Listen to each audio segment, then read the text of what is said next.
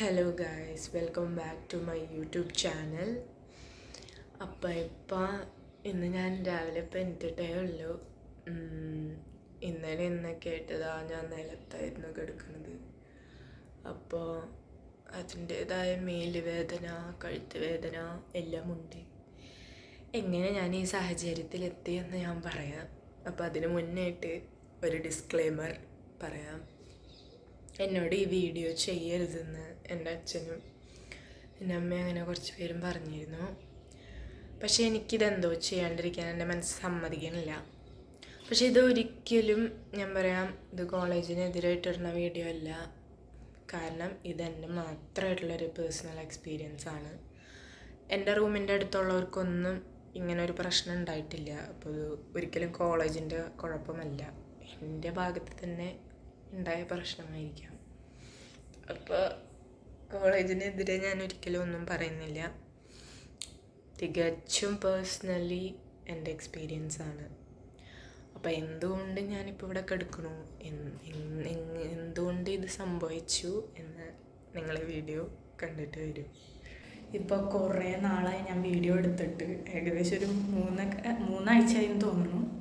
വേറെ ഒന്നും കൊണ്ടല്ല, കണ്ടിന്യൂസ് എക്സാംസ് ആയിരുന്നു, ഭയങ്കര തിരക്കായിരുന്നു, ഒന്നിനും സമയം ഉണ്ടായില്ല. അപ്പം ഞാൻ ഇന്ന് എന്താ എടുക്കാന്ന് വെച്ചാൽ എൻ്റെ അവസ്ഥ വളരെ പരിതാപകരമാണ് ഹോസ്റ്റലിൽ. എന്താണെന്ന് വെച്ചാൽ ഇത്ര ദിവസം ഏകദേശം 3 ആഴ്ച ആയി കാണും. എൻ്റെ ബെഡിൽ ഇത്ര നാൾ മൂട്ടയൊക്കെ ഉണ്ടായിരുന്നു. ഞാനത് അറിഞ്ഞില്ല. പക്ഷെ എനിക്കെന്നും എൻ്റെ കയ്യും കാലും ഒക്കെ എന്നും ചൊറിച്ചിലായിരുന്നു. ഞാനിവിടെ തന്നെ ക്ലിനിക്കിൽ പോയി. അപ്പോൾ അവർ ലാക്ടോകലമൈനും പിന്നെ അലർജിയുടെ ഒരു ഹവിൽ ഗുളികയാണ് തന്നത്. പക്ഷെ അതുകൊണ്ടൊന്നും മാറുന്നുണ്ടായില്ല. ഞാൻ ബെഡൊക്കെ പിന്നെയും കൊണ്ടുപോയി അലക്കി, ബെഡ്ഷീറ്റ് അലക്കി കൊണ്ടുവന്നു. പക്ഷേ ഒരു മാറ്റം ഉണ്ടായില്ല. ഈ മൂട്ടേനെ കാണുന്നുണ്ടായില്ല ഞാൻ.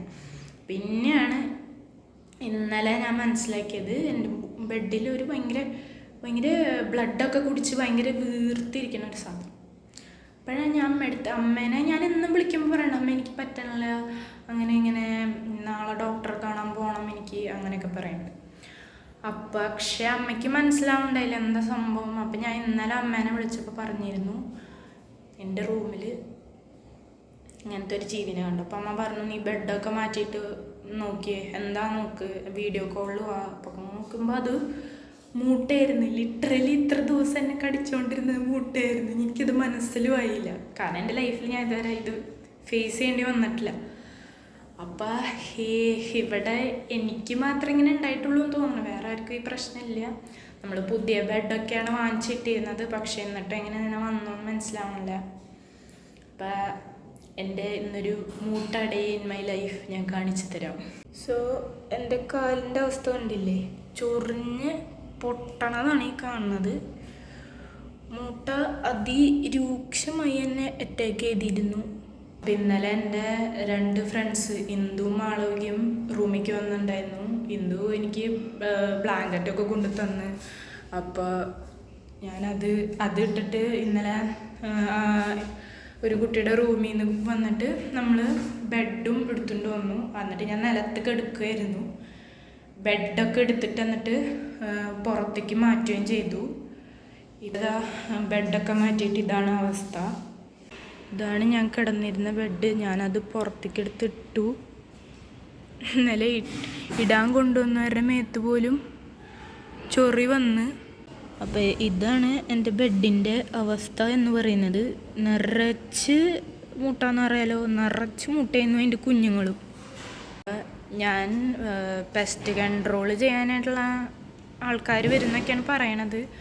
അപ്പോൾ ബെഡ്റൂം എന്നിട്ട് ഫുൾ പെസ്റ്റിൻ്റെ സംഭവങ്ങളൊക്കെ അടിച്ചതിന് ശേഷം പിന്നെ എനിക്കിനി റൂമിൽ കയറാൻ പറ്റുള്ളൂ. എനിക്ക് ആസ്മ ഉള്ളതുകൊണ്ട് തന്നെ ഇതിൻ്റെ മണവും പറ്റില്ല. അപ്പം ഞാൻ താൽക്കാലികമായി ആരുടെയെങ്കിലും റൂമിലേക്ക് മാറി നിൽക്കുകയും ചെയ്യണം. അപ്പോൾ പുതിയ ബെഡ് എടുക്കണം. ഇനി പണികളുണ്ട്, പക്ഷേ സാഹചര്യം നമുക്ക് അനുകൂലമായിട്ടും വരുന്നില്ല. കാരണം നല്ല മഴയുണ്ട്. അപ്പോൾ പുതിയ ബെഡ് ഞാൻ വാങ്ങിച്ചിട്ട് അങ്ങനെ റൂമിൽ ഇടുന്നുള്ള കാര്യം എനിക്കൊരു പിടിയില്ല. പിന്നെ പെസ്റ്റിൻ്റെ ആൾക്കാരെപ്പോൾ വരും എന്ന് അറിഞ്ഞൂടാ. ഉണ്ടല്ലേ, ഇവിടെ ഇപ്പം നല്ല മഴയാണ്. അപ്പോൾ പെസ്റ്റ് കൺട്രോളിൻ്റെ ആൾക്കാർ നാളെ വരും എന്നാണ് പറഞ്ഞേക്കണേ.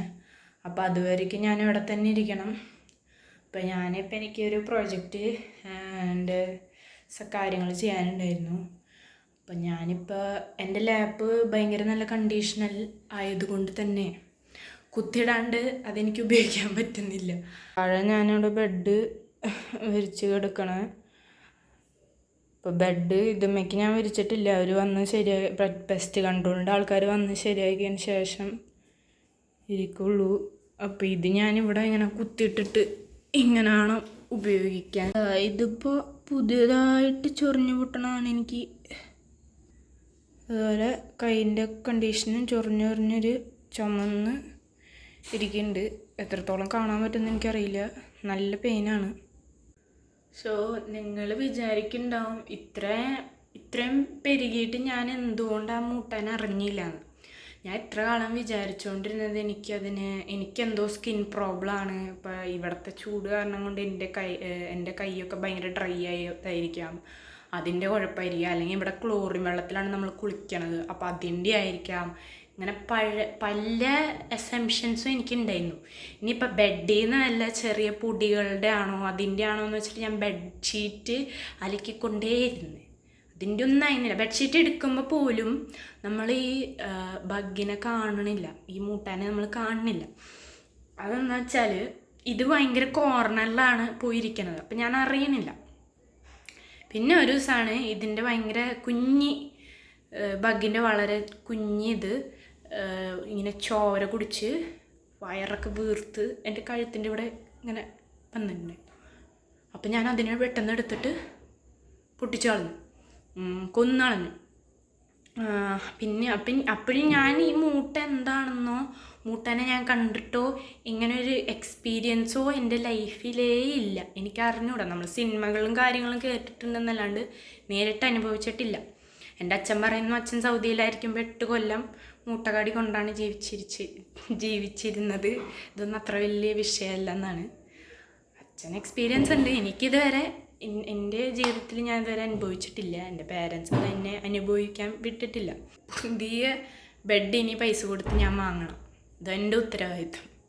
എല്ലാം എൻ്റെ കുഴപ്പം എന്നുള്ള പോലെ. കാരണം ഇവിടെ വേറെ ആരുടെയും റൂമിൽ അങ്ങനെ ഇല്ല. അപ്പം എന്തുകൊണ്ട് എനിക്ക് മാത്രം വന്നു അറിയില്ല. എന്തുകൊണ്ടാണെന്ന് റീസൺ എനിക്ക് അറിഞ്ഞൂടാ. ഞാൻ ഭയങ്കര നീറ്റായിട്ടുള്ള ആളാണ്, എന്നും കുളിക്കുന്ന ആളാണ്, നല്ല വൃത്തിയായിട്ടുള്ളതാണ്. ബെഡ് ഷീറ്റായാലും ഞാൻ ചൂടുവെള്ളത്തിൽ അലക്കി ഇടുന്ന ആളാണ്. അപ്പോൾ എന്തുകൊണ്ട് അങ്ങനെ വന്നു എന്നറിയില്ല. റീസൺ എനിക്കറിയില്ല. എന്തായാലും എനിക്കിവിടെ കിടക്കാൻ പേടിയാവുന്നുണ്ട്. ഇപ്പം ഞാൻ നിലത്താണ് കിടക്കണത്. ഇന്നലെ നിലത്താണ് കിടന്നിരുന്നത്. ഇന്നലെയാണ് ഇത് അറിഞ്ഞിട്ടുള്ളൂ. അതുകൊണ്ട് ഇപ്പോഴെങ്കിലും അറിയാൻ പറ്റിയില്ല. ഇല്ലെങ്കിൽ ഞാൻ എപ്പോഴും ചൊറിഞ്ഞൊറിഞ്ഞ് നടക്കുക തന്നെയായിരുന്നു. എൻ്റെ അവസ്ഥ അത്രയും പരിതാപകരമാണ്. എൻ്റെ വീട്ടുകാർക്ക് പോലും എന്നെ മനസ്സിലാവണില്ല എന്തുകൊണ്ട് ഞാനിങ്ങനെ എപ്പോഴും പറഞ്ഞുകൊണ്ടിരിക്കണം. എനിക്കിപ്പോൾ പോലും നല്ല പോലെ ചൊറിഞ്ഞ് പൊട്ടുന്നുണ്ട്. എനിക്ക് ലിറ്ററലി സങ്കടം വന്നിട്ട് കരഞ്ഞിട്ടുള്ള സമയം പോലും ഉണ്ട്. കാരണം ആരും എന്നെ മനസ്സിലാക്കാണ്ടായില്ല. ആകെ ഒറ്റയ്ക്കായണ പോലെയാണ്. എനിക്കിവിടെ മര്യാദയ്ക്ക് ഒരു ഫ്രണ്ട്സ് പോലും ഇല്ല. എൻ്റെന്ന് പറയാൻ പോലും ആൾക്കാരില്ല. നന്നായി പഠിച്ച് മാർക്ക് വാങ്ങണം എന്നുള്ള ലക്ഷ്യത്തിലൊക്കെ വന്നത്. പക്ഷേ അങ്ങോട്ട് മുന്നിലേക്ക് പോകാനും പറ്റണില്ല. ബിക്കോസ് ബിടെക് ആയതുകൊണ്ട് തന്നെ അതിൻ്റേതായ ബുദ്ധിമുട്ടുണ്ട്. MBAക്ക് നമ്മളുടെ ടോപ്പിക്സായിട്ട് ഒരു ബന്ധവും ഇല്ല. അപ്പം അതിൻ്റെ വിഷമങ്ങളുണ്ട്. ഗ്രൂപ്പായിട്ടിരുന്ന് പഠിക്കാനുള്ള ഒരു പറ്റണില്ല എനിക്ക്. അങ്ങനെ കുറേ വിഷമങ്ങൾ ഉള്ളിൽ ഒതുക്കി നടക്കുകയാണ്. അപ്പം അതിൻ്റെ ഒപ്പം ഇങ്ങനെയൊക്കെ വരുമ്പോഴും കുറേ തടസ്സങ്ങളുണ്ട്. എല്ലാം ഓക്കെ ആവുന്നതായിരിക്കും. അപ്പം അത്രേ ഉള്ളൂ. സോ അപ്പം ഇന്നാണ് പെസ്റ്റ് കൺട്രോളിൻ്റെ ആൾക്കാർ വരുന്നു പറഞ്ഞേക്കുന്ന ദിവസം. ഒരു 11:30 ആകുമ്പോൾ വരും. പക്ഷെ 9 മണിക്ക് എനിക്ക് ക്ലബിൻ്റെ ഭാഗമായിട്ട് ഓൾ ഡേ ജോബിൽ പോകാനുണ്ട്. അപ്പം ഞാൻ വരുമ്പോൾ ലേറ്റ് ആവുകയാണെങ്കിൽ വാർഡൻ്റെ കയ്യിൽ കീ കൊടുത്തിട്ട് പോവായിരിക്കും. ചിലപ്പോൾ അപ്പോൾ അവർ വരുമ്പോൾ ഇവിടെ എന്തൊക്കെയാണ് ചെയ്യണമെന്ന് എനിക്ക് വീഡിയോയിൽ കാണിക്കാൻ പറ്റിയില്ല എന്ന് വരും. ഉണ്ടെങ്കിൽ ഞാൻ കാണിക്കാം. അപ്പോൾ അങ്ങനെയാണ് കാര്യങ്ങൾ. പിന്നെ ചിലപ്പോൾ ഇതൊക്കെ അടിക്കണോണ്ട് തന്നെ മരുന്ന് അടിക്കുമ്പോൾ അതിന് ഭയങ്കര കുത്തുമണമെന്നാണ് പറഞ്ഞത്. അപ്പോൾ എനിക്ക് ചിലപ്പോൾ ഈ റൂമിൽ കിടക്കാൻ പറ്റിയില്ല എന്ന് വരും. അപ്പോൾ കുറേ പേര് നാട്ടിൽ പോയിട്ടുണ്ട്, അവരെ റൂമിൽ പോയി കിടക്കാമെന്ന് വിചാരിക്കുന്നു. സോ പെസ്റ്റ് കൺട്രോളിൻ്റെ ആൾക്കാർ വന്നിട്ടുണ്ടായിരുന്നു. ഇവിടെ ഇവർ ലിക്വിഡൊക്കെ ഒഴിച്ചിട്ട് പോയിട്ടുണ്ട്. ഞാനിപ്പോൾ ഓൾഡ് ഏജ് ഹോമിൽ പോയിട്ട് വന്നുള്ളൂ. ഇവിടെ ഭയങ്കര മണ്ണുണ്ട് ഇതിൻ്റെ.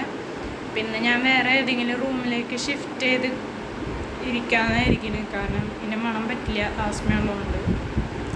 അപ്പം കാര്യങ്ങളൊക്കെ ഡൺ. പിന്നെ പെസ്റ്റ് കൺട്രോളൊക്കെ നടന്ന് റൂം സെറ്റായ സ്ഥിതിക്ക് ആ സന്തോഷത്തിൽ നമുക്ക് പുറത്ത് പോയി ഫുഡ് കഴിക്കാം. സോ നമ്മളിപ്പോൾ ഒരു ദാബയിലേക്കാണ് പോയിക്കൊണ്ടിരിക്കുന്നത്.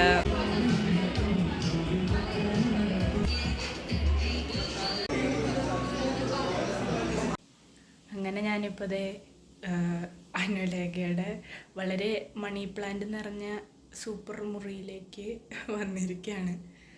അപ്പം ഇന്ന് ഞാൻ ഇവിടേക്കും കിടക്കണേ. അവൾ ഒറീസയ്ക്ക് പോയേക്കാണ് അവളുടെ ചേച്ചിമാരെയൊക്കെ കാണാനായിട്ട്. അപ്പം ഞാനിന്ന് ഇവിടെ ആയിരിക്കും കിടക്കുന്നുണ്ടാവുക. ഇവളുടെ റൂം ഭയങ്കര രസമുണ്ട് കേട്ടോ. പുറത്തുനിന്ന് മരമൊക്കെ ഉണ്ട്, നല്ല റൂമാണ്. ഈ വഴി കൂടെ ഞങ്ങൾ കോളേജിലേക്കൊക്കെ പോകല്. പിന്നെ ഇതാണ് ഉള്ള ബെഡ്, ഇവിടെയാണ് നിറച്ച് മണി പ്ലാന്റ്. അപ്പോൾ അങ്ങനെ എൻ്റെ വീഡിയോ ഞാനിവിടെ വൈൻഡപ്പ് ചെയ്യാണ്. വളരെ ലെങ്തായി പോയെന്ന് തോന്നുന്നു, എൻ്റെ കുറേ സങ്കടങ്ങളും പ്രശ്നങ്ങളും പറഞ്ഞിട്ട്. അപ്പം ഞാൻ പിന്നെയും പറയുന്നു, എൻ്റെ കോളേജ് എന്നെ വളരെയധികം ഹെൽപ്പ് ചെയ്തിട്ടുള്ളൂ. ബാക്കി കുട്ടികൾക്കില്ലായിരുന്നു ഇങ്ങനെ ഒരു പ്രശ്നം, എനിക്ക് മാത്രമേ ഉണ്ടായുള്ളൂ. എന്നിട്ടും കൂടെ അവർ പെസ്റ്റ് കൺട്രോൾ ചെയ്ത് പെസ്റ്റിനെയൊക്കെ ഒതുക്കി തന്ന്. അപ്പോൾ ഇനിയൊരു പ്രശ്നം ഉണ്ടാവില്ല, റൂമിൽ പോയി കിടക്കാം. ആ മണമൊന്ന് മാറിയതിന് ശേഷം പോകാമെന്ന് വെച്ചിട്ടാണ്. അപ്പോൾ വേറൊരു വ്ളോഗായിട്ട് പിന്നെയും കാണാം. ബായ്.